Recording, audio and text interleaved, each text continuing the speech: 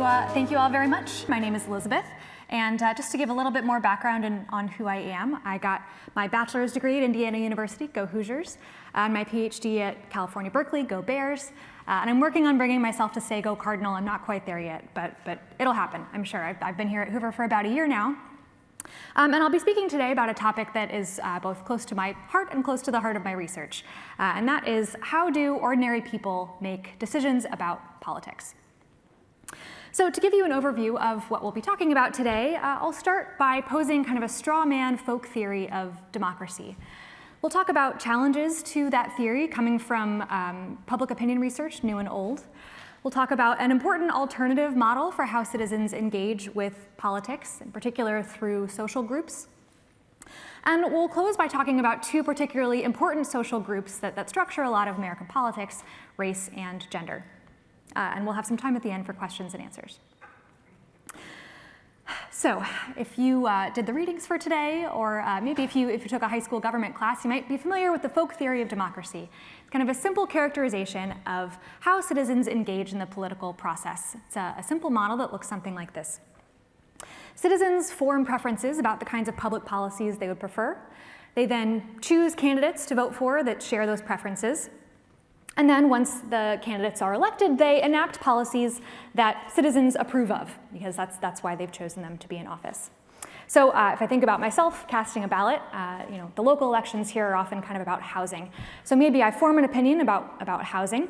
I look through the list of candidates. I pick the one whose opinion is closest to mine on the issue of housing. And then once they're in office, if enough people agree with me, then they make housing-based policies that I will be happy with over the course of their term. So maybe that sounds like how you engage with politics or the people you know. But one of the most important things that you learn when you study politics professionally, as I do, is that almost no one cares about politics as much as you do. And therefore, almost no one thinks about politics in the same way as you do. So when you think about the broader scope of the American electorate, we'll see that there are pretty serious challenges to the idea that citizens form meaningful preferences about public policy and that they choose candidates to vote for based on those preferences. And there are problems with the third thing too, but that's for another day. So the first challenge I'd like to talk about, this notion that the American public is broadly engaging in this kind of democracy, is the fact that many people care very, very little about politics. About 30% of Americans did not vote in any of the 2018, 2020, or 2022 elections. About a third of Americans and about half of young people think it does not really matter which party controls Congress. Only about half of people talk about politics more than once or twice a week, and only about half of Americans can name all three branches of government. So there are really huge groups of the American public that are just not engaging with the political process at all. And it should be clear, I do not say this to denigrate anybody. People have a lot of important things happening in their day-to-day lives that don't involve refreshing Twitter 20 times a day like I do, but they really are just not engaging in this kind of preference formation and voting pattern that would be necessary for the folk theory of democracy to hold. This is in part really problematic because the people who do not engage in much politics look very different from people who do. The people who are the most active and engaged in politics tend to be more extreme than the people who are not. Here, for example, is some data from Pew. Pew has a method of sorting Americans into a number of buckets ideologically, ranging from the most extremely liberal to the most extremely conservative. And what we're seeing here is their rates of engaging in political activities, following what's going on in politics and government, and discussing politics and government almost every day. And for both of these, you see kind of a U-shaped pattern. The people with the most extreme political beliefs are the ones that are following and talking about politics the most. This is probably apparent to you if you spend any time on Twitter. This is some data on the attitudes of people who tweet a lot about politics and then everyone else who's on the platform. So thinking about these people who are tweeting a lot about politics, they follow the news, they tend to put themselves in echo chambers, listening mostly to people who have similar beliefs to them. They're more ideological, they have more negative feelings about the other party. And for people who do not spend a lot of time tweeting about politics, these things just are not nearly as true. So to the extent that this is the political conversation, the people that are part of it are very, very different from the people who are not, even though they all, in some sense, have equal standing in the electorate.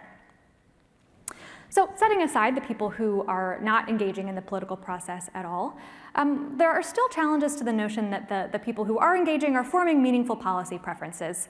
And in fact, in general, stable and influential issue positions on matters of public policy are fairly rare. So if you think about the notion of someone forming an opinion about something, casting a vote based on it, and then approving or disapproving of public opinion, of public officials' actions based on those opinions, you may want their attitudes to look something like this. So I mentioned the issue of housing. You might think I should take in information, I should form a single coherent attitude. I am pro-housing, I want more housing. And then when I'm casting a vote or evaluating public officials' actions, I'll take my one coherent attitude into account. But we have a lot of evidence that people's attitudes on matters of public policy look a lot more like this. It's not one single coherent attitude, but a bunch of different considerations, different notions about this issue, some of which might make me feel more pro-housing and some of which might make me feel more anti. And then when I go to cast a ballot, when I go to answer a question on a poll, when I have a conversation about this, I'm probably not going to remember all 20 or 50 or 100 of the things that I think about housing at once. I'll just pick one, whichever one comes to my mind, or maybe a couple. And if that one that I pick happens to be something that's anti-housing, maybe I drove by a new apartment building in my neighborhood, I don't like how it looks, I'm worried about my neighborhood changing, then even if I have 35 other pro-housing considerations in my mind, the one that happens to be at the top of my thoughts that day is going to be influential over my voting and my opinions that I express. So this kind of model helps explain some really common patterns that we see in public opinion. One of these is that if you ask someone how they feel about an issue today, and then you ask them again a year from now, they'll often give you a completely unrelated response both times. People's attitudes change very readily. And that's consistent with the model in which people are kind of taking whatever ideas are top of their mind that day, rather than having a single coherent thought. Another thing that's probably related to this is the idea that question wording matters a lot in polling. So there's been a lot of talk in the news about abortion in the last year or two. You've probably noticed that polls on this can have really, really different results. And part of the reason we think for this is that different question wordings can bring different ideas to the top of people's minds. Even if no one's getting any new information or changing their mind in a meaningful way, they can bring different bubbles to the top of what people are thinking about when they're giving you an answer. So both of these patterns, along with other evidence, suggest that people's attitudes look a lot more like this, and therefore it's kind of hard to think about them having a single attitude shaping their vote choice and their approval of elected officials.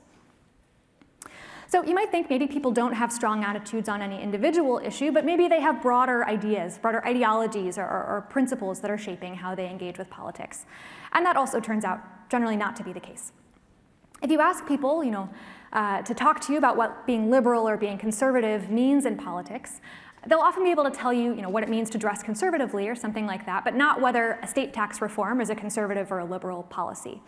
And I think this makes sense. Even if you know some broader conservative or liberal principles, for example, if I think conservative means limited government, it takes a lot of steps and a lot of information to get from that general notion to a particular assessment of whether this estate tax reform proposal is conservative or is liberal.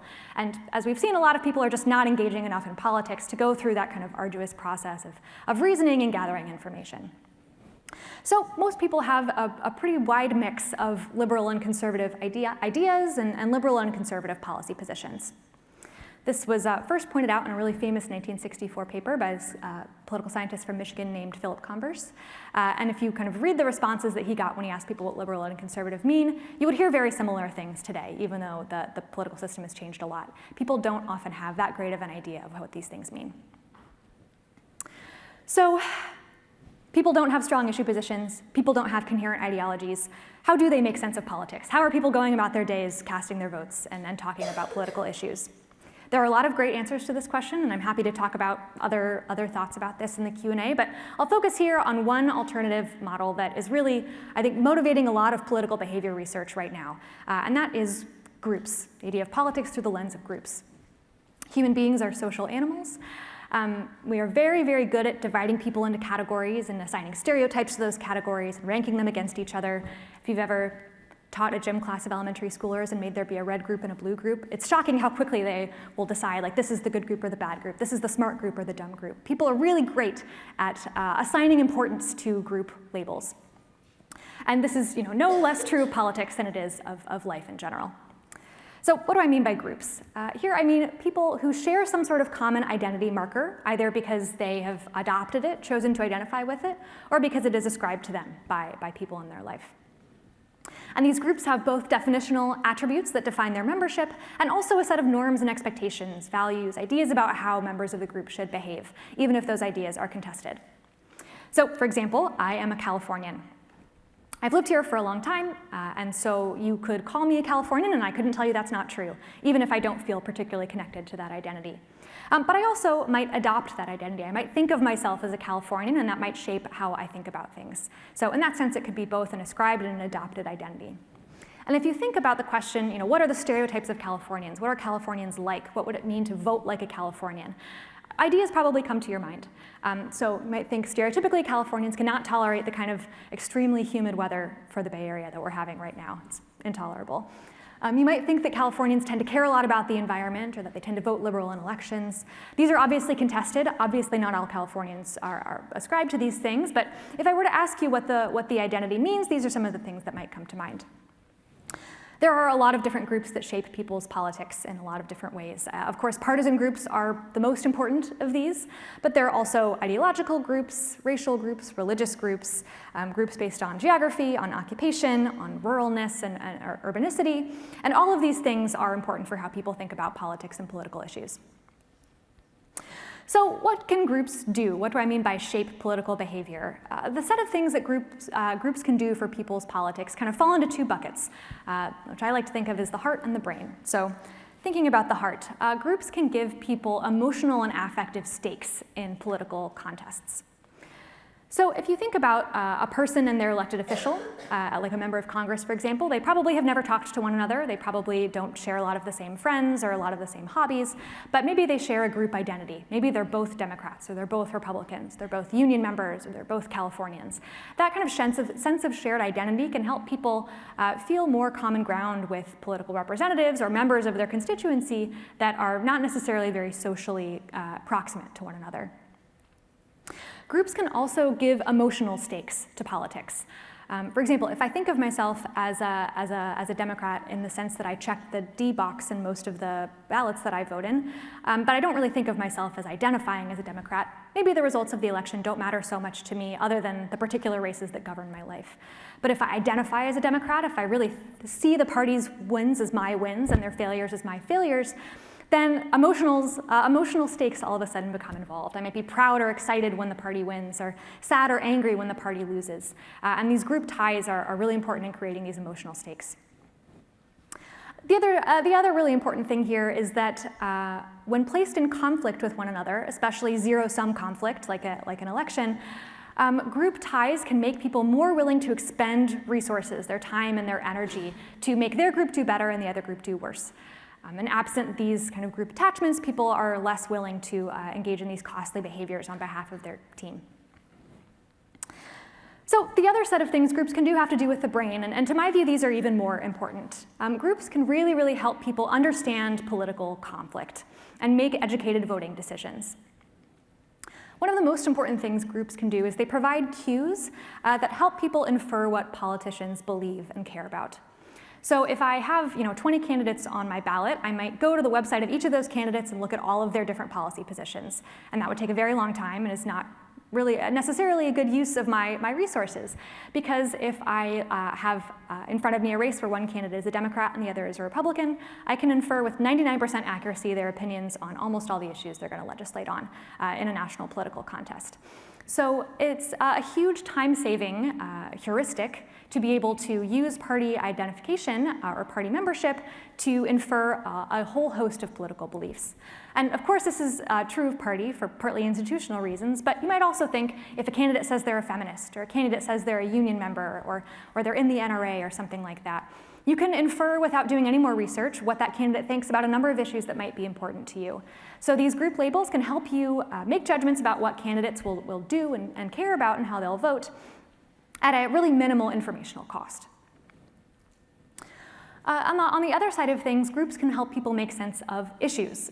So I referenced the idea of estate tax reform earlier. If there were an estate tax reform proposal in Congress and someone wanted to learn whether to support or oppose that policy, they could find the bill text, or they could find a summary that someone wrote of the bill text, and they could figure out exactly what it was going to mean for people in their level of wealth. But that again, is a lot of effort that a lot of people are not willing to exert. But if they read a news article that says the Democrats are on this side and the Republicans are on this side, wealthy people are on this side and poorer people are on this side, most people are not going to need more information than that to understand how that proposal is going to affect their life. So again, this is a real time-saving, informationally useful piece of strategy that people can use to make sense of politics.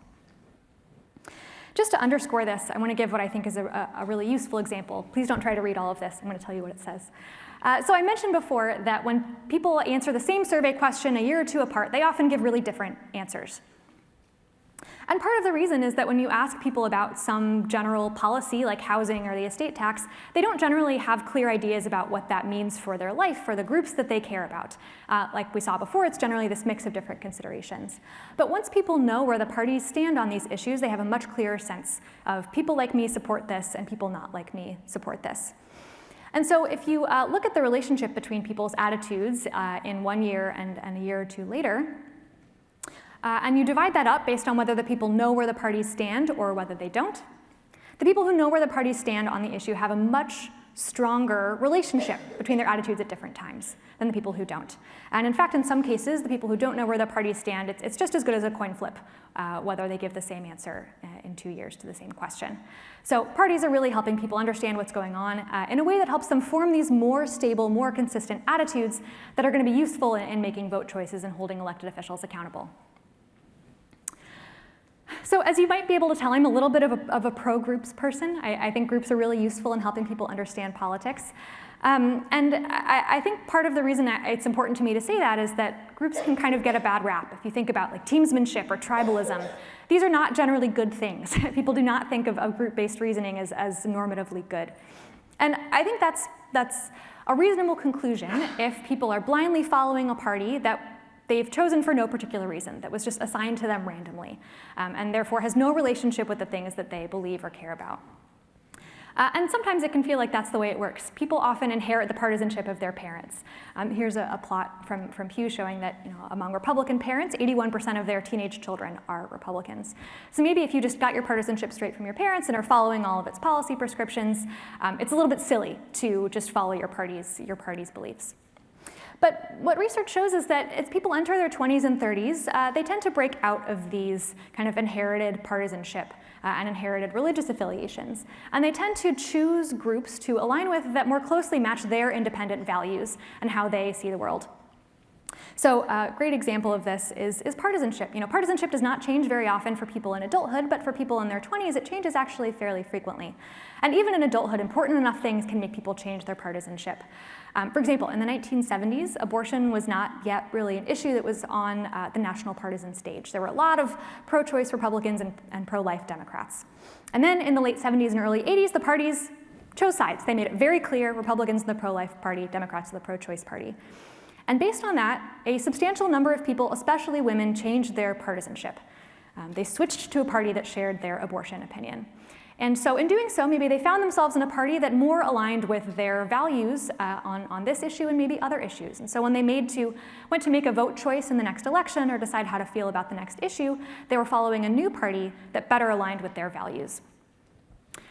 Some things are not quite as easy to leave as a party. You might think of a religion or a racial group, but even if people can't just completely switch their affiliations, they can downweight identities that they don't feel like match the way they see themselves. For example, as I said, I'm kind of a Californian whether I like it or not, but if I felt like I didn't fit in, if it wasn't aligning with how I thought of myself, I might just not let that affect my life very much. I might not let it give me emotional stakes or voting information if I didn't feel like it was a good way of thinking about people who share my ideas about the world.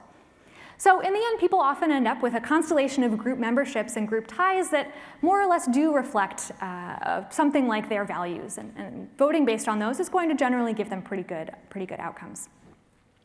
But of course, thinking about politics through groups has huge downsides, and one of the maybe most salient these days is polarization.